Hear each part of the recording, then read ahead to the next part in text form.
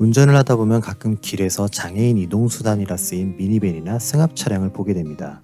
이 차량들은 트렁크를 통해 전동 휠체어에 탑승한 중증 장애인분들이 승하차를 할 수 있도록 특수하게 개조되었죠. 실제로 얼마 전에 좁은 주택가를 지날 때 이 차량에서 하차하시는 장애인 한 분을 보게 되었습니다. 기사님의 도움을 받음에도 불구하고 무거운 전동 휠체어에 탑승한 장애인이 안전하게 하차하려다 보니 꽤나 시간이 걸렸죠. 바로 그때 빨리 비키라는 듯 경적을 울리는 차량이 있더군요. 무엇이 너를 기게 만들었니?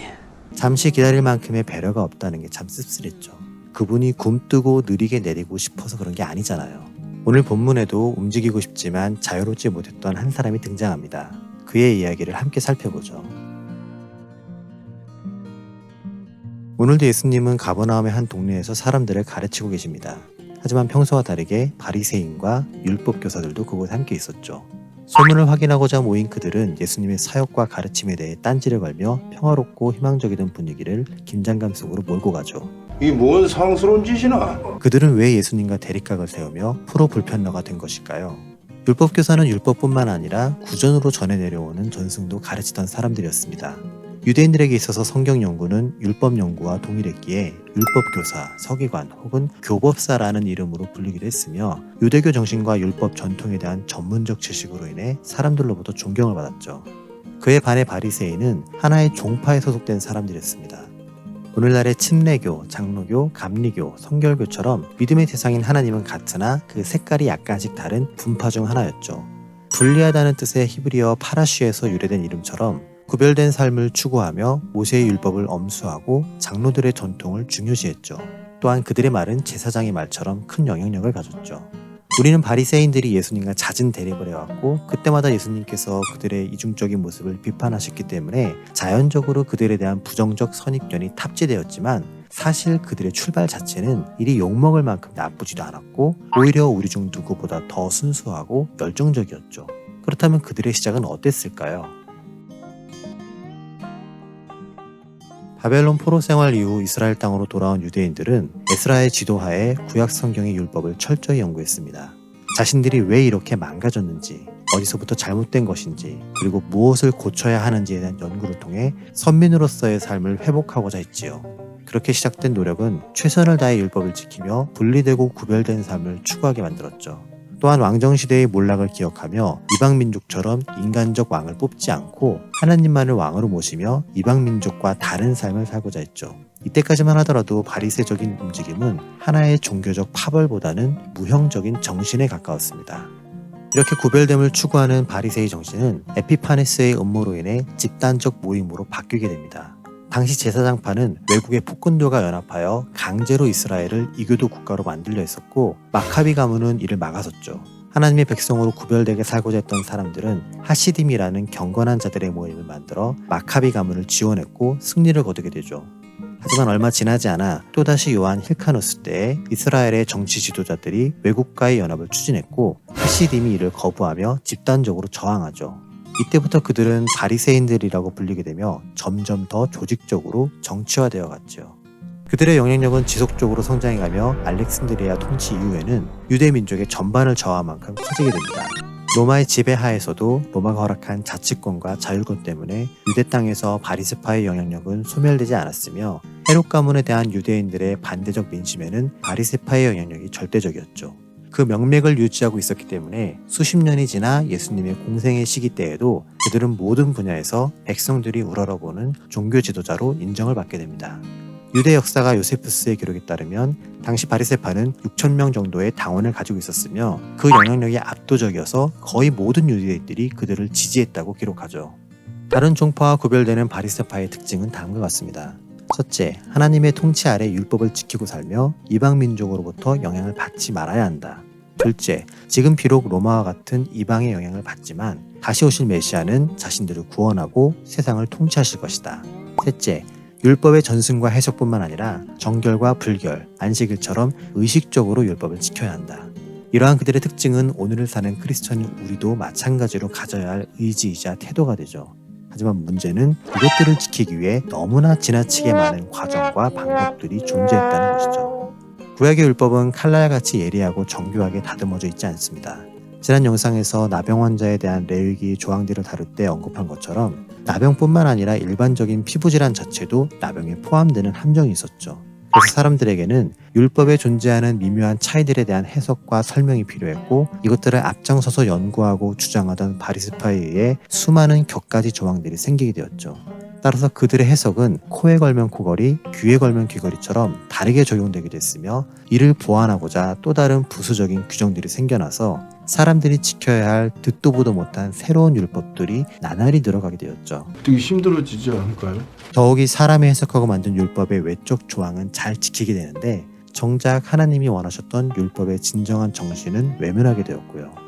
또한 바리새인들은 자신들이 해석하고 만든 신규 조항들을 지키면서 이것을 모르거나 잘 지키지 않는 사람들을 비난하며 하찮게 대하는 우월주의에 빠지게 됩니다. 겉으로는 잘 지키는 척 괜찮은 척 위장하지만 결국 내면에는 율법의 정신과 가치가 사라진 빈봉지 같은 모습이 되어갔기에 예수님께서는 그들의 모습을 보고 외식하는 자들이라며 책망하신 것이죠. 율법을 잘 지키려는 그들의 시작은 사람들의 삶의 영역에 좋은 영향을 주며 싹을 틔웠으나 스스로 만족하고 높아지며 교만하게 되었고, 그렇지 않은 사람에 대한 평가와 비난으로 인해 점차 율법의 본질보다는 외형만 추구하게 된 것이죠. 따라서 우리는 앞으로 바리새인들이 등장할 때 저 위선적이면 나쁜 놈들 또 왔네 라며 욕을 할 게 아니라, 우리도 얼마든지 저렇게 될 수 있다는 것을 기억하며 조심스러운 자세로 그들을 봐야 합니다. 그들의 사고와 말과 행동을 반면교사 삼아 우리를 돌아봐야 하죠. 그들의 시작은 결코 나쁘지 않았으나 잘못된 열심이 율법을 왜곡하고 그것을 무기 삼아 타인을 깔아뭉개고 스스로 괜찮다 도취되었던 태도를 경계해야 하죠. 우리도 얼마든지 하나님에 대한 잘못된 열심과 성경에 대한 그릇된 해석으로 타인을 무시하며 나 정도면 괜찮은 크리스천이라고 착각할 수 있기 때문이죠.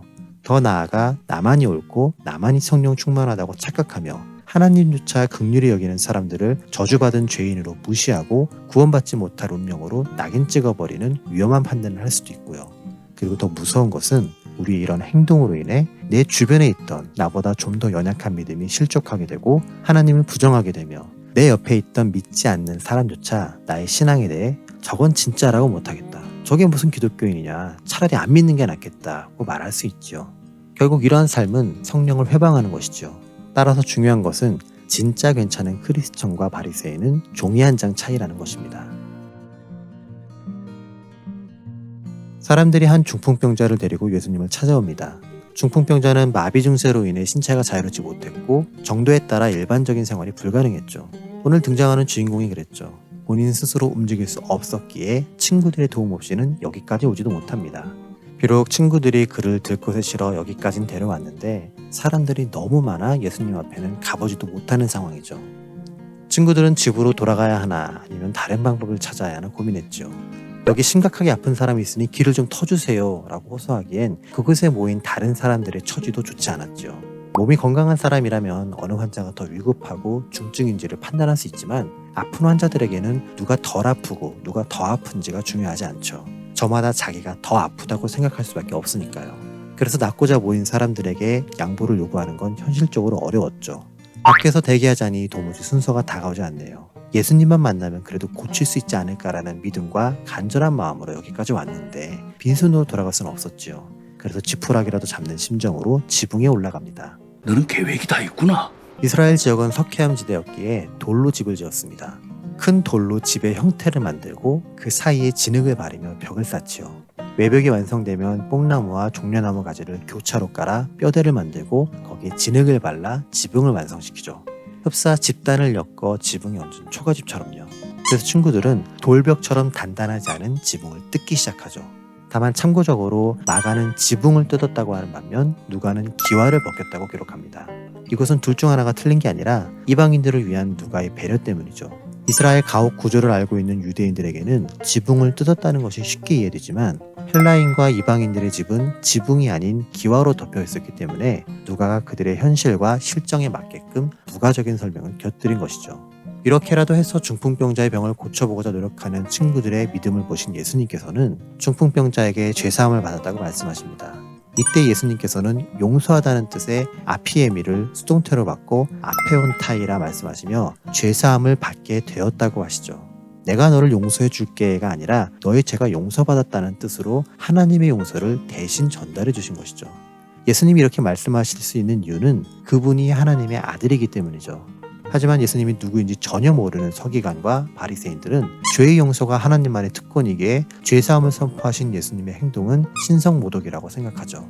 율법을 철저히 연구하며 살았던 바리새인들에게 죄사함을 언급하는 예수님의 태도는 레위기 규정에서처럼 돌로 쳐 죽일 만큼 심각한 죄이기 때문이었죠.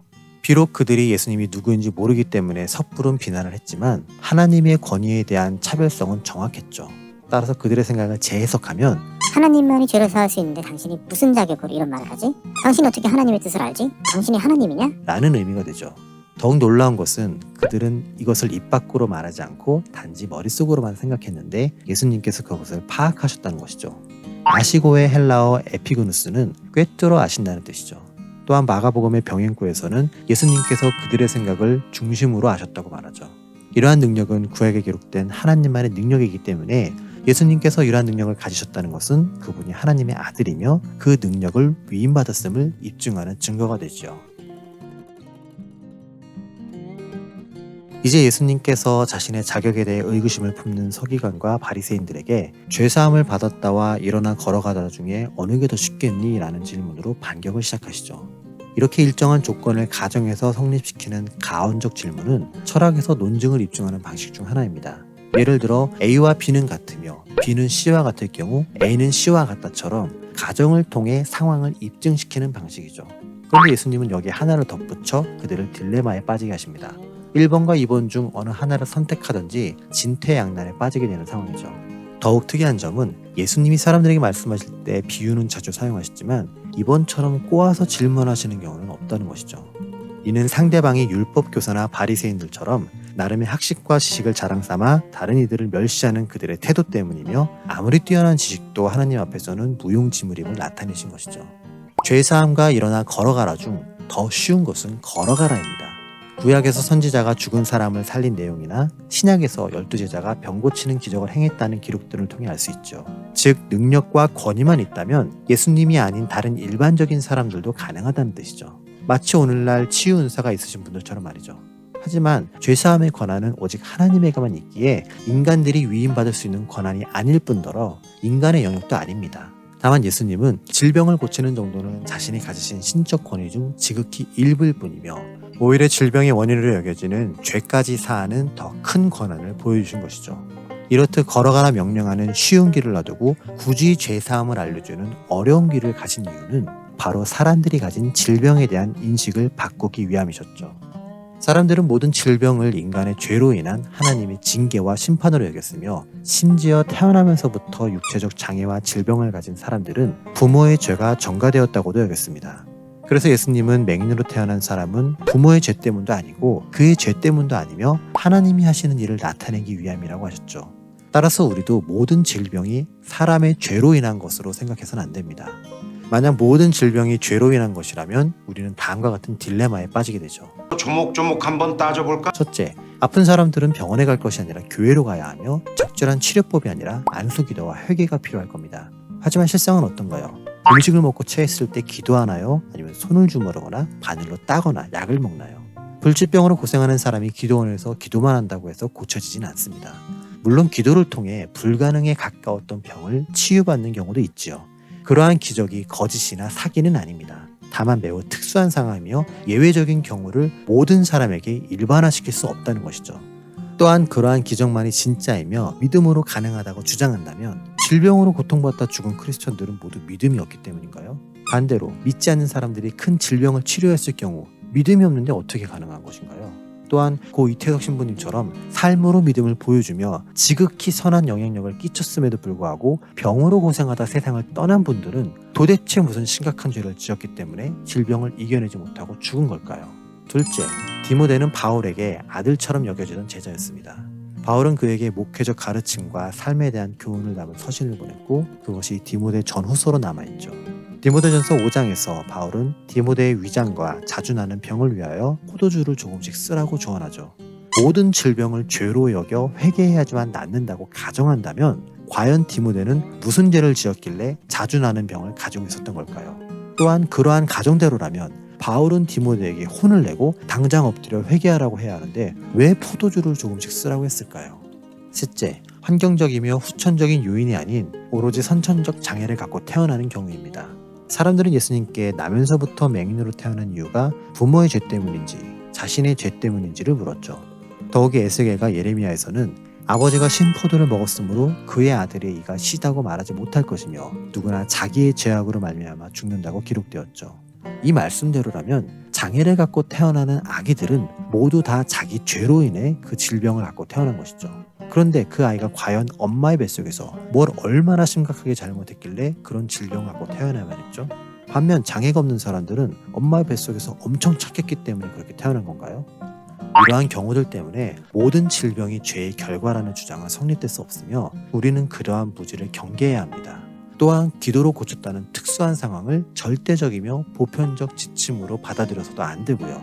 하나님이 우리에게 질병을 주신 이유는 죄를 지었기 때문이 아니라 질병을 통해 우리가 깨달아야 할 무언가가 있고 하나님이 행하고자 하시는 뜻과 방법이 담겨있기 때문임을 기억하는 게 바람직합니다. 내 말 대충 알아듣겠지? 죄사함과 일어나라 중 어느 게 더 쉽냐는 예수님의 질문에 대한 답변은 당연히 일어나라지만 예수님은 더 어려운 죄사함을 택하셨습니다. 이를 통해 죄를 사할 수 있는 권한을 알려주기 위함이셨죠. 하지만 사람들이 그 심오함을 이해하지 못하자 예수님은 이번엔 그들의 눈높이에 맞게 중풍병자에게 말씀하십니다. 일어나 내 침상을 가지고 집으로 돌아가라. 이와 같이 단순한 표현은 죄사함이나 신적 권위를 이해하지 못하는 사람들조차 알아들을 수 있는 아주 간단한 명령이었죠. 그 즉시 침상에 실려 내려왔던 중풍병자는 온전하게 회복되어 하나님께 영광을 돌리며 자신의 집으로 돌아갔고 그곳에 모였던 모든 사람들도 다 놀라며 하나님께 영광을 돌리죠. 예수님이 중풍병자를 고쳐주실 때 다음과 같은 세 가지 명령을 하십니다. 일어나라, 침상을 덜어라, 집으로 돌아가라. 오늘은 이 세 가지 명령을 우리의 삶에 대입시키며 이야기를 마무리하죠. 첫째, 일어나다는 뜻의 헬라어 에게이로는 단순히 앉아 일어서 중 스탠드업 이상의 의미를 지닙니다. 에게이로가 쓰인 다른 구절들을 살펴보면 일어나다는 뜻뿐만 아니라 죽음으로부터 살아나게 하고 일으킨다는 뜻을 지니죠. 따라서 예수님께서 중풍병자에게 일어나라고 말씀하실 때 에게이로를 쓰신 것은 죄악과 죽음을 넘어 새로운 부활의 삶을 주신다는 의미가 되죠. 중풍병자로서의 삶은 간신히 생명만 붙어있는 삶입니다. 자주적으로 무언가를 할 수 없고 의도한 만큼 내 몸이 움직이지 않으며 죽을 듯이 열심을 다해도 남들보다 뒤처질 수밖에 없는 조건이죠. 그렇기에 살아도 사는 게 아닌 죽음과도 같은 삶을 살아가는 중풍병자에게 일어나라는 에게이로는 부활과도 같은 새 삶이 열리는 신호탄이 되죠. 지금부터 그에게는 이전과 전혀 다른 삶이 시작될 겁니다. 마찬가지로 우리 앞에서 길을 인도하신 하나님이 오늘 우리에게 일어나라고 말씀하십니다. 둘째, 너의 침상을 들으라는 것은 너의 흔적을 지우지 말라는 것입니다. 중풍병자가 친구들에 의해 이곳에 올 때 사용되었던 침상은 사람들이 식사 때 비스듬히 눕기 위해 바닥에 까는 거적대기와 같은 천이었죠. 하지만 스스로 몸을 자유롭게 움직이지 못했던 중풍병자에게 침상은 곧 방석이며 침대이며 생활 공간의 전부였습니다. 중풍병을 앓기 시작한 순간부터 자신은 그곳을 벗어날 수 없었기에 때론 침상이 그의 족쇄가 되고 감옥이 되죠. 침상이란 누구에게나 있는 것이고 필요한 도구지만 그에게는 다른 목적으로 사용된 것이죠. 거기엔 자신의 온갖 흔적이 묻어 있습니다. 때론 오물도 묻고 대소변에 찌꺼기까지 묻어 있을 수도 있고요. 바라만 봐도 진절머리가 날 만큼 쓰라린 과거를 떠올리게 만드는 물건이기도 하죠. 결국 중풍병자에게 있어서 침상은 자신의 과거이자 상처이자 흔적입니다. 그런 그에게 예수님은 그 침상을 들라고 하십니다. 버리고 가도 되고 새로운 침상을 구해도 되지만 자신의 채취와 흔적이 묻어있는 그것을 직접 들라 하시죠. 자신의 과거에 대해 부정하고 외면하는 게 아니라 스스로 그것을 들고 돌아가라 하십니다. 이제 과거의 상처이자 아픔이었던 기억은 단지 지난 일이며 흔적으로만 남게 되죠. 따라서 침상이 그를 들고 왔으나 이제 반대로 그가 침상을 든다는 것은 더 이상 과거의 상처에 휩쓸려 이리저리 끌려다니는 게 아니라 내가 얼마든지 그것을 컨트롤할 수 있다는 뜻이 되죠. 셋째, 집으로 돌아가라는 것은 회복의 산 증인이 되라는 뜻입니다. 중풍병자에게 있어서 집은 자신의 과거 병력을 기억하는 사람들이 있는 곳이죠. 그런 그곳에 자신이 멀쩡한 모습으로 제발로 걸어서 나타난다면 모두가 다 놀라게 되겠죠. 예수님의 구원이 중풍병자에게 임했고 그로 인해 그의 삶 전체가 변화되었다는 것이 현장에서 드러나게 되죠.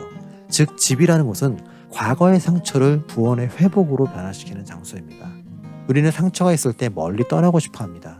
나의 상처에 대해 아무도 모르는 곳으로 떠나서 숨고 싶어 하죠. 들키기 싫고 조롱당하고 비웃음거리가 되기 싫은 마음에 더 꼭꼭 숨어듭니다. 마치 선악과를 먹고 난 뒤 숨은 아담과 하와처럼 말이죠. 하지만 상처로 인한 아픔 때문에 숨는 게 죄는 아닙니다. 보이기 싫어하는 게 죄는 아니죠. 다만 상처받아서 너무 아플 때 하나님 앞에서 실컷 울어도 보고 울다 지쳐 잠들어도 보고 때론 엄살과 땡깡도 부려보세요. 충분히 아파할 만큼 아파하고 그렇게 시간이 흐르다 보면 중풍병자를 일으키신 것처럼 하나님께서 나의 상처도 치유해 주실 겁니다. 약을 발라주고 상처를 꿰매주고 붕대를 감아주고 사람이 치유해주지 못하는 부분마저도 하나님이 만져주시죠. 그러자 딱쟁이가 떨어지고 새살이 돋거나 흉터가 남아도 더 이상 그곳이 예전만큼 아프지 않을 때가 오죠. 그때가 되면 다시 밖으로 나가보세요. 한때 내가 피했던 나의 아픔을 알고 있는 바로 그 사람들에게 돌아가서 내가 비록 한때 너무 아팠지만 그 상처를 하나님이 치유해 주셨고 더 이상 그걸로 인해 예전만큼 고통받으며 숨고 싶지 않아졌다고 고백하는 것이죠. 그리고 중풍병자의 수족이 되어 예수님 앞에 이끌어준 친구들처럼 내가 아파할 때 나의 회복을 위해 노력해준 분들에게 감사함을 표현하는 것이죠. 그걸로 됩니다. 그게 진짜 아픔만큼 성숙해지는 것이며 나에게 아픔을 주신 하나님의 마음을 이해하는 길이죠. 때론 혼자 있고 싶고 혼자인 것처럼 느껴지겠지만 우리는 혼자가 아닙니다. 하나님이 보고 계시고 그분이 대신 누군가를 보내주시죠. 그러라고 사람이 있는 거니까요. 그리고 이제 더 이상 나의 상처 위에 남은 흔적을 부끄러워하지 마세요. 누군가는 그것을 보고 흉터라 하겠지만 그것은 숨겨야 하는 부끄러운 흉터가 아닌 하나님이 고쳐주신 증거가 됩니다. 그러니 떳떳하고 자랑스럽게 생각하세요. 내가 하나님의 자녀니까 나의 아버지 되신 그분이 고쳐주신 증거니까요. 우리가 아픔의 흔적을 부끄러워하지 않고 밖으로 드러낼 수 있을 때 이것은 우리가 믿는 복음을 다른 이에게 전달할 수 있는 용기이자 에너지로 바뀌게 되죠. 흔적을 흉터가 아닌 믿음의 증거로 여기는 크리스천이 믿지 않는 영혼을 만났을 때 어떻게 그들에게 다가가야 하는지는 다음 시간에 계속됩니다.